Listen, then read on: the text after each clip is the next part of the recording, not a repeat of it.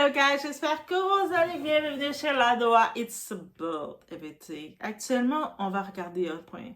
Le temps, c'est du respect. Guys, les gens manquent, qui manquent à votre temps, ils ne vous respectent pas. Et il faut mettre des limites. Le temps est précieux. On ne peut pas le revoir. Pour chacun et encore plus quand il s'agit d'organisation. Quand on dit quelque chose, qu'on s'engage, qu'on planifie, il faut l'honorer en parole. Avec sa parole, c'est important. Ça laisse savoir ton caractère et le caractère de l'organisation que tu mets en place.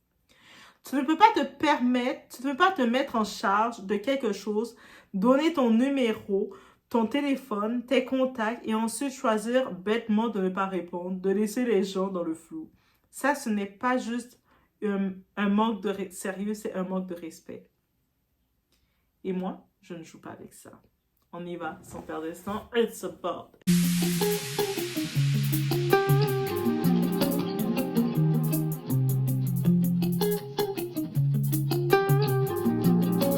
Quand la désorganisation devient une source d'anxiété.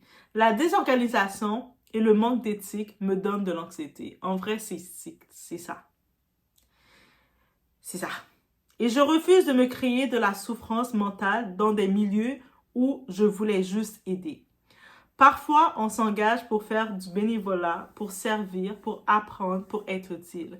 Mais on se retrouve à porter le poids des erreurs d'autrui, à gérer les imprévus évitables, à naviguer dans le chaos émotionnel des autres et dans le manque d'organisation et de respect des autres. Pourtant, dans leur liste de valeurs, ils disaient « faut être à telle heure, faut être au poste, faut ci, faut ça ».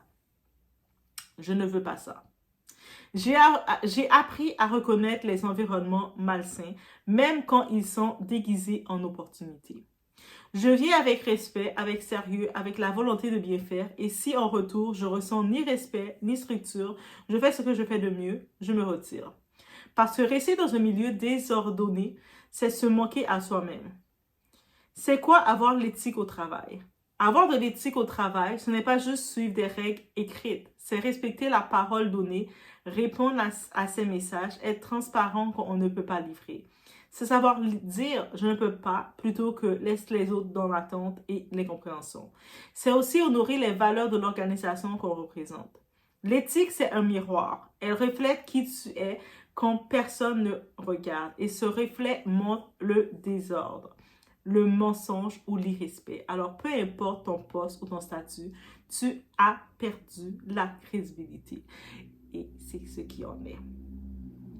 Le respect des pairs. Le respect dans une équipe, c'est la base. C'est répondre quand quelqu'un te parle. C'est écouter avant de juger. C'est admettre ses erreurs sans arrogance. Personne n'est au-dessus de personne. On est tous là pour la même mission. Mais si chacun pense à soi, l'équipe ne peut pas avancer.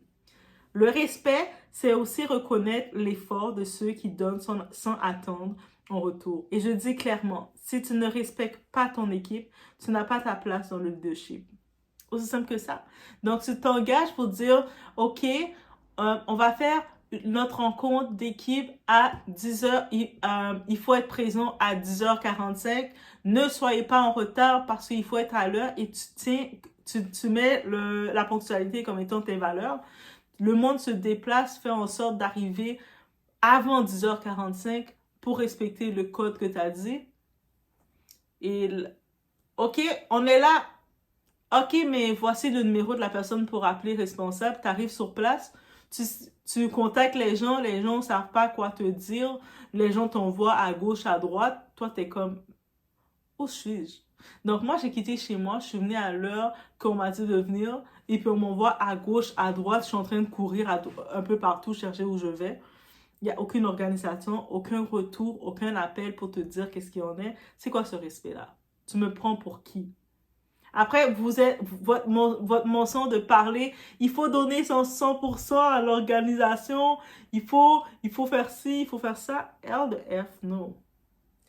Se retirer, c'est aussi se respecter, guys, OK? Avec le temps, j'ai compris que se retirer, ce n'est pas fuir, c'est se protéger. Il y a des environnements qui ne méritent pas notre paix intérieure.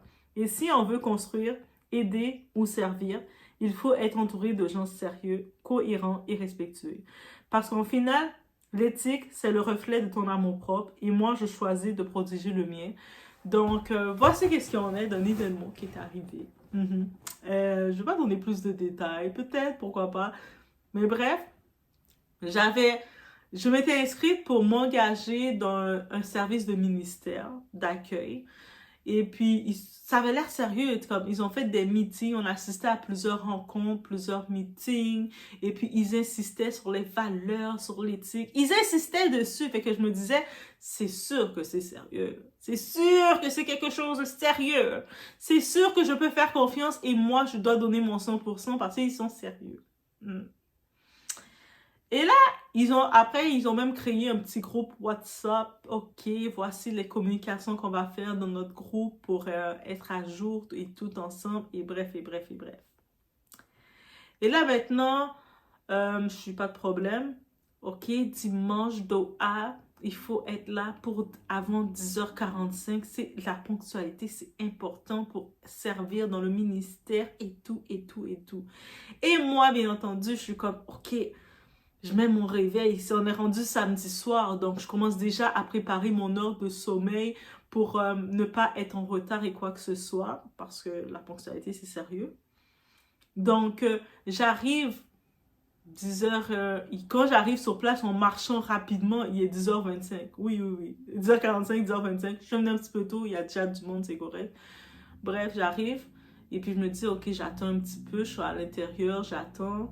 Je commence à essayer de regarder autour c'est qui les responsables, les gens, et je laisse un message dans le soi-disant groupe pour dire « Je suis arrivée! » Et si jamais il y a quelqu'un, mais je suis arrivée. On me dit « Voici le numéro de la responsable, la soi-disant Inès, et il faut l'appeler. C'est elle la responsable, donc appelle-la, et puis it's going where it's supposed to go. » OK, cool.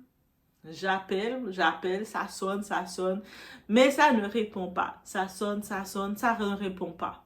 Puis je me dis, OK, elle est peut-être occupée comme elle est responsable de l'équipe, peut-être elle est en train de faire un petit peu de tout. Moi, je fais mon tour, je reste là en attendant tel un pantin, en me disant, hi, OK, c'est cool. Je regarde et puis je regarde le groupe, je regarde le message, mon téléphone entre les mains pour pas manquer d'appels ou de messages pour savoir qu'est-ce qu'il y en est.